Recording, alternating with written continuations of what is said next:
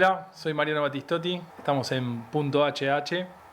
La idea de arrancar este ciclo es contarles cuestiones del área, de recursos humanos, por supuesto, pero también, como siempre digo, ya soy mayor de 18 en empresas de tecnología. Hace ese tiempo que justamente estoy trabajando y liderando equipos en recursos humanos en el sector.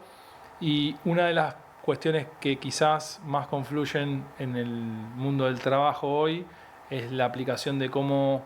la tecnología va a influir en nuestro mundo. Hace tiempo vengo charlando y me vas a escuchar mucho en redes del tema de inteligencia artificial, pero también nos corresponde en algún punto analizar el momento en el que estamos, que para nosotros, desde lo que nos lleva al mundo del trabajo, es un momento clave y casi de algún punto histórico en cuanto a la evolución tanto del modelo económico, pero también en cómo esto se quiebra a través de los nuevos avances desde el punto de vista tecnológico. Desde la tecnología, nosotros tenemos una historia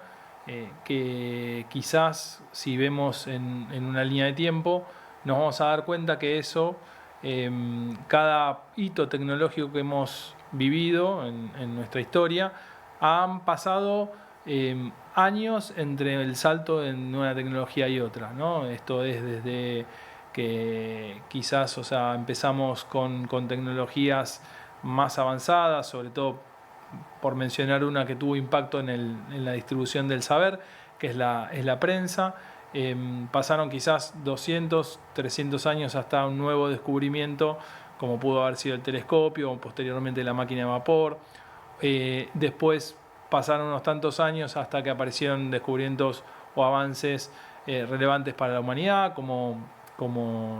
el uso de los autos, o la computación posteriormente. Ahora, lo que estamos viendo actualmente es una aceleración en el avance de la tecnología que en el último tiempo confluyen muchos hitos que tienen que ver con la aparición de las computadoras que pueden procesar cada vez más rápido sus datos, la internet, la impresión 3D, lo que tiene que ver con la tecnología de inteligencia artificial en estos días. Y comparativamente, cuando antes pasaban muchos años hasta que aparecía un avance tecnológico nuevo, hoy nos encontramos que eso se reproduce en ciclos mucho más cortos. Esto hace que la capacidad que tenemos los seres humanos de absorber esa tecnología y poder procesar y transformar nuestros procesos, poder transformar nuestras vidas, a veces vaya en cierta disonancia. Desde el punto de vista nos encontraríamos con una línea de tiempo que quizás a este momento no se haya ni siquiera encontrado con todo lo que tenemos hoy en la mesa. Esto hace que también, por otro lado, se puedan desarrollar soluciones exponenciales para problemas que tiene la sociedad. Esto está muy estudiado a través de la Universidad de Singularity, donde acuñaron este concepto de organizaciones exponenciales, organizaciones que de repente en poco tiempo pueden impactar en una gran cantidad de personas. Esto es 1.000 millones de personas. Y esto lo podemos ver en casos de éxito de organizaciones que antes no existían y de repente comenzaron a tener una porción del mercado y de un mercado que incluso a veces ni siquiera estaba explotado. Entonces empresas que de repente te aparecen como en su momento fue Uber o Apple o cualquier otra empresa que tiene impacto de gran cantidad de gente en poco tiempo, justamente tiene que ver con esta capacidad de las organizaciones de crecer más rápidamente. Y este impacto exponencial también se da en otros ámbitos que también están relacionados con la tecnología y que justamente está basado en un concepto que tiene que ver con algo que se llama la 6D. Esto es, primero, que toda la información pasa a ser digital, está disponible de manera digital para que uno pueda accederla. Después la tecnología principalmente al inicio no es del todo, no conforma del todo, en cierto punto decepciona. Por ejemplo, cuando nosotros mirábamos modelos como los de la fotografía digital, cuando inicialmente comenzaron a hacer las primeras pruebas respecto de la fotografía, se encontraban que esta fotografía digital era de muy mala calidad. O sea, cuando uno miraba las fotos, no se comparaban ni por asomo con lo que eran las fotografías de tradicionalmente se utilizaban con los rollos de películas fotográficas. Ahora, esa tecnología que al principio decepciona quizás en cuanto a cómo trata de reemplazar otro producto, bueno, con el tiempo y casi de manera exponencial, esto es duplicando su capacidad en ciclos cortos de tiempo, logra igualar o alcanzar o mejorar incluso tecnologías que antes existieron o pasaron muchos años hasta que hubo una evolución. Después, o sea, de algún punto, una vez que esta tecnología pasa esta etapa, tiende a ser disruptiva, ¿no? O sea, esto es la fotografía digital, no solamente además, por ejemplo, de irrumpir en un mercado, se tradujo no solamente en seguir el mercado de la fotografía, sino que se introdujo dentro de lo que eran los smartphones, o sea, en cuanto a la capacidad de sacar fotos. Entonces, históricamente, ¿quién hubiera pensado que la evolución natural de la fotografía digital o de la fotografía tradicional hubiera sido la fotografía digital? Justamente acá nos encontramos con algo totalmente diferente, que fue la aparición de que esas fotos ya no se sacaban con aparatos fotográficos, con cámaras, sino se sacaban a través de celulares. Y esos celulares, además, las fotografías no se imprimían, sino que se compartían en algo que también apareció al mismo tiempo, que eran las redes sociales. Entonces, en algún punto cambia y es disruptivo en cuanto al modelo. Otra de las cosas que nos pasa es que se desmaterializa de alguna forma esa tecnología que tradicionalmente nos servía. Por ejemplo, si ya no tenemos cámaras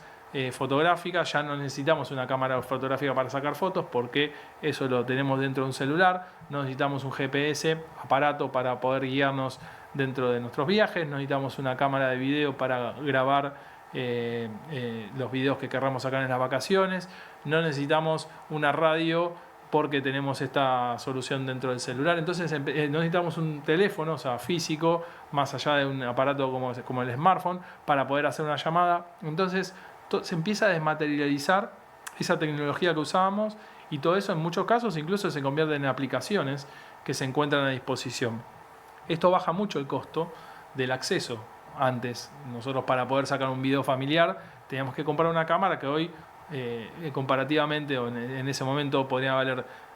$800, $1000, y hoy en día para grabar un video no tenemos casi costo, y todo eso está incluido dentro de un celular. Pero mismo la capacidad que hoy los smartphones nos dan de poder llevar computadoras, o sea, que pueden procesar capacidad de datos que antes necesitamos en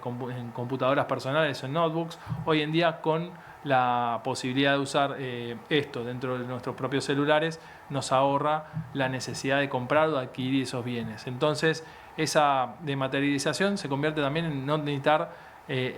poder invertir o invertir para poder acceder a esos servicios, y eso trae un último concepto, que es la democratización del acceso a la tecnología. En algún punto, tecnologías que antes eran inaccesibles o accesibles solamente para algunas personas están un poco más presentes en el día a día de todos y todas. Entonces, en algún punto, la evolución de la tecnología, que tiene estos ciclos cada vez más cortos de innovación, también se traduce en esta cuestión de poder contar con tecnología accesible para la mayoría de las personas. Entonces, hoy de repente, si yo quiero acceder a información, puedo acceder, o sea, de manera casi restricta a través de internet. Puedo procesarla, puedo lograr aprender a hacer cosas nuevas, puedo lograr generar contenido, todo eso de una manera que es casi sin restricción de acceso. Esto nos lleva a pensar también en el mundo que nos vamos metiendo en cuanto a cuáles fueron las grandes disrupciones tecnológicas que vimos en los últimos años, por lo menos, ¿no? Esto desde hace un tiempo se resumen en algunos avances muy en concreto, como lo son, por supuesto, la inteligencia artificial, que es lo que en general nos vamos a estar refiriendo y vamos a estar charlando en este ciclo. Pero por otro lado también se encuentra desde la parte física, por ejemplo, todo lo que es el desarrollo de robots. Desarrollo de robots que viene hace tiempo, o sea, cuando nosotros miramos los primeros ejemplos de uso de robots, eran máquinas muy complejas, o sea, o que quizás no tenían las habilidades que nosotros queríamos que desarrollasen. Con el tiempo eso fue mejorando. Y en los últimos años, y diría en los últimos 2 o 3 años, el logro de tener robots del tipo humanoide que casi, o sea, pueden reemplazar actividades humanas en el ambiente tanto del hogar como en el ambiente laboral, es una realidad. Basta con ver los ejemplos de los robots desarrollados por Tesla o por Boston Dynamics, donde hoy en día esos robots tranquilamente pueden estar insertos en un mundo laboral. De hecho, Tesla espera ya el año que viene tener robots trabajando en su propia línea de producción. También otra de las cuestiones que se asocian con estas dos tecnologías que por un lado emulan o buscan emular, o sea, el humano como físico y el humano como mentalmente lo están logrando. Por otro lado tenemos tecnologías que van acompañando en las disrupciones generales del mundo, como puede llegar a ser la tecnología de transporte a través de todo lo que es o sea, obviamente los autos automáticos, pero por otro lado también, o sea, por ejemplo, los drones, en cuanto a la manera en la cual se pensaba el transporte aéreo, la impresión 3D, que en algún punto, cuando hablamos de democratización, la impresión 3D no trae la democratización de la producción. Antes, para nosotros poder hacer una pieza de algún producto, teníamos que tener una matriz y probablemente contar con los medios de producción para lograrla. Y hoy podemos, a través de la adquisición de una impresora 3D, poder imprimir determinadas cosas o piezas que antes eran solamente exclusividad de las fábricas. Y esto lleva a que en el día de mañana nosotros podamos pensar un modelo productivo que hasta no esté centralizado como hoy en día está en cadenas de producción, que por más de más de 100 años, o sea, fueron el mecanismo para hoy generar bienes y servicios. Entonces, como punto adicional a estas disrupciones que generalmente se nos presentan, nos encontramos con todo lo que tiene que ver con nanotecnología, la tecnología chiquita, o sea, que nos va a permitir acceder, por ejemplo, a trabajar en salud de una manera mucho más efectiva dentro del cuerpo, más allá de lo que hoy en día, por ejemplo, logramos acceder. Y por otro lado, también nos encontramos todo lo que tiene que ver con desarrollo de realidad aumentada o realidad virtual, que también es un punto donde nosotros, o sea, hay hoy soluciones que nos permiten emular el mundo real, o sea, en el mundo virtual, y de repente poder aprender a manejar una maquinaria, poder manejar una maquinaria incluso de manera a distancia, o sea, y hacerlo de manera o de forma totalmente como si nosotros nos presentásemos en ese lugar. Entonces, estas disrupciones hacen que todo en cuanto al futuro del trabajo se encuentre de alguna manera en discusión, justamente porque cada una de estas cuestiones mejora o acompaña a procesos de mejoras dentro de los procesos de producción y dentro de los procesos de prestación de servicios. Ahora bien, esto no se da en un mismo tiempo y todo en un solo lugar, por lo tanto, o sea, es un proceso que nosotros estamos viendo en algún punto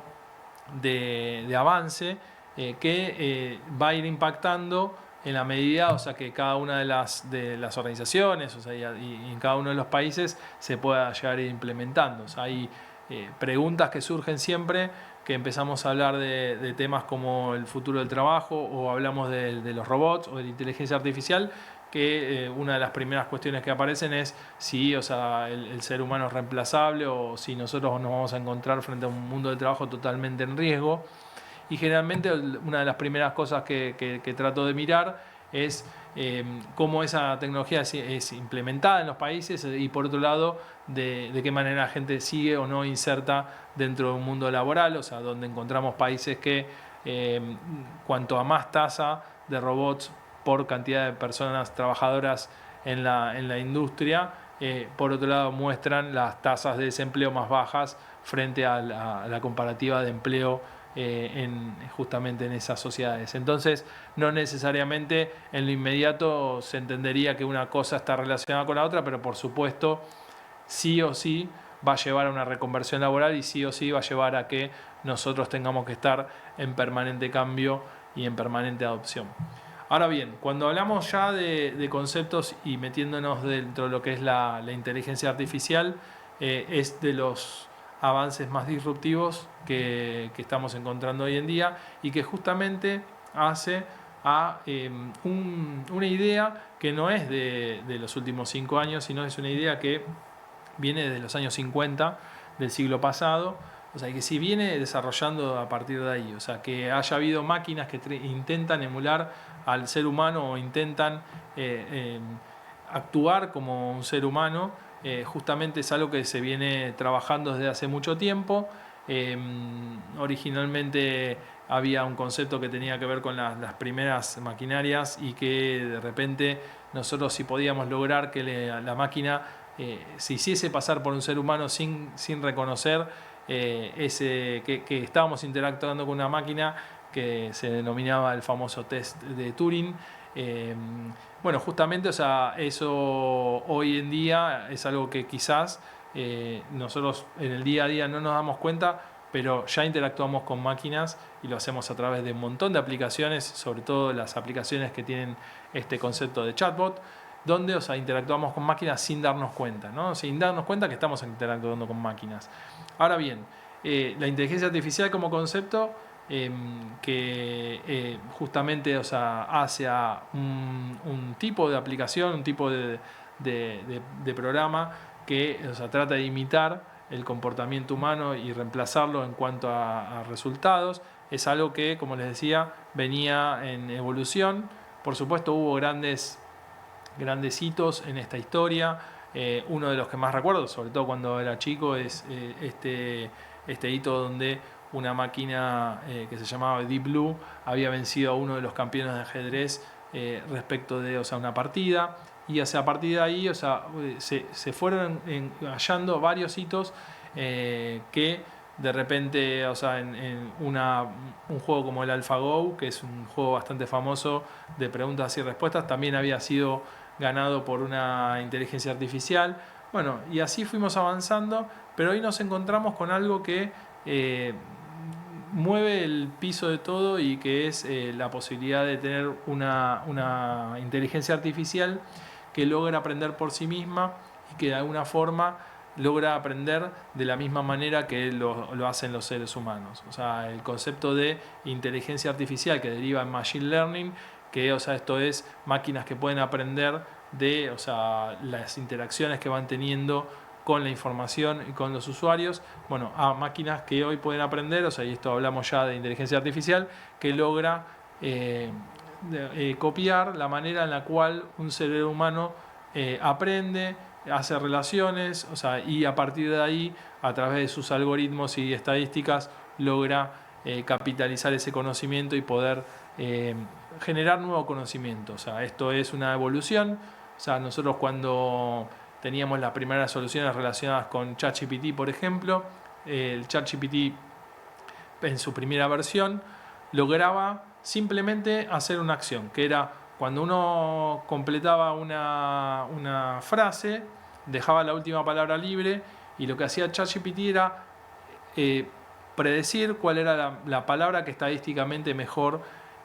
aplicaba para esa oración. De repente uno estaba diciendo el gato está, dejaba 3 puntos suspensivos y el ChatGPT podía predecir cuál podría haber sido la mejor palabra aplicable a esa oración. Y para hacer eso, todo el proceso de inteligencia artificial tuvo que aprender de cómo las palabras en las oraciones se integraban, poder, de alguna manera asignarle un valor a cada una de esas palabras, poder mirar históricos de cómo esas oraciones son construidas, poder recibir, información de múltiples fuentes que estaban disponibles para poder, generar nueva información, y a partir de ahí ser capaz de poder predecir de vuelta estadísticamente y a través de un algoritmo que es un patrón de acción, lograr poder predecir la palabra. De eso, el mayor salto que se logró a las últimas versiones de ChatGPT u otras inteligencias artificiales que podemos ver en los diferentes proveedores, justamente hay una distancia grande que se logra a través de que las máquinas pueden ir aprendiendo de dos maneras. Primero, a través de lo que se llama el aprendizaje supervisado, y esto es cuando nosotros queremos que la inteligencia artificial aprenda determinados conceptos y dentro de determinadas bases de datos y fuentes de información. Y el aprendizaje no supervisado, que justamente es el aprendizaje que se logra cuando las máquinas, o la inteligencia artificial, puede lograr aprender a través de propios conocimientos que va generando sin que nosotros le indiquemos cómo hacerlo. De esta manera se logra que en algún punto la evolución de la inteligencia artificial logre generar nuevo contenido para cuestiones que antes no había sido de alguna manera programada o no había sido preestablecido. Entonces, estos programas que son preentrenados justamente para saber cómo buscar la información, están disponibles, y hoy en día la interacción se hace cada vez más fácil. ¿De qué manera interactuamos hoy con la inteligencia artificial? Justamente de la manera más humana posible. Podemos hablarle, escribirle, podemos mandarle una imagen, podemos subir un video, y justamente esta multimodalidad que tiene la inteligencia artificial para recibir la información también hace que la característica de el avance en cuanto a la forma en la cual nosotros generamos contenido y compartimos contenido hace que se humanice mucho más esa interacción y que los resultados también justamente sean mucho más acertados respecto de lo que nosotros estamos buscando. Ahora bien, los desafíos por supuesto están en este avance de que la tecnología se pueda aplicar realmente en el día a día, porque justamente cuando nosotros empezamos a interactuar vamos a encontrar por supuesto opciones de mejora, cuestiones para mejorar, pero como bien decíamos al principio de la charla, cuando hablamos de evolución y hablamos de exponencialidad, siempre nos encontramos en momentos donde la tecnología puede ser decepcionante. Hay un concepto que se usa en inteligencia artificial, que es cuando la inteligencia artificial alucina. Esto significa que le pedimos algo y nos responde algo totalmente que no tiene nada que ver. Bueno, por supuesto, ahora al principio va a ser muy importante la manera en la cual nosotros le pedimos la información. Así como proveemos de información, las preguntas que hagamos, la manera en la cual preguntamos, cómo acotamos el ámbito de acción. Bueno, ayudamos mucho a que un sistema que es muy grande en cuanto a capacidad de procesamiento de datos y es grande en cuanto a la cantidad de datos que tiene, cuando vaya a buscar la información la vaya a buscar dentro de la biblioteca al lugar correcto y de esa manera obtener mejores respuestas respecto de lo que estamos tratando de obtener. Ahora, hoy en día todavía quizás esa estadística que utiliza y esos algoritmos que utiliza la inteligencia artificial para respondernos encuentran esas limitaciones, porque justamente depende mucho del aprendizaje que vaya generando y de la capacidad que tenga de poder estructurarlo en conocimiento para poder después brindarnos nuevas informaciones. Ahora, así como el ChatGPT hace unos años, en sus primeras versiones, solamente podía predecir el final de una oración, y hoy en día, si le pedís que te ayude a construir un artículo, que te genere un resumen, que te conteste un email o que te ayude a traducir un texto, lo hace de manera casi perfecta, con todo el conocimiento que nosotros le estamos brindando y el tiempo que esto va a ir evolucionando, seguramente vamos a lograr todavía mejores resultados. O sea, la expectativa de que la inteligencia artificial siga avanzando de una manera tal de poder lograr esto, de que nosotros no encontremos casi diferencias justamente con la manera de razonar del ser humano, es una realidad. Ahora bien, ¿cómo funciona la inteligencia artificial? O sea, y cómo esto está contenido de alguna forma dentro de este proceso de generación de la información, tiene que ver con pasos lógicos, o sea, que se van dando a través de esta capacidad que tiene de interactuar con la información que está contenida en su base de datos y la manera en la cual puede buscarla, ordenarla y estructurarla de manera de generar nuevo contenido y compartirlo con los usuarios. Seguramente vamos a ir hablando de esto en próximas entregas, y por otro lado también, o sea, enfocándonos en cada uno de los pasos que tiene la inteligencia artificial para generar ese contenido, porque justamente es lo que nos hace entender mejor el proceso desde el punto de vista de usuarios. Muchas gracias, un gusto haber estado con ustedes en el día de hoy, espero que me puedan seguir y gracias por ser parte de esta primera entrega de Punto HH.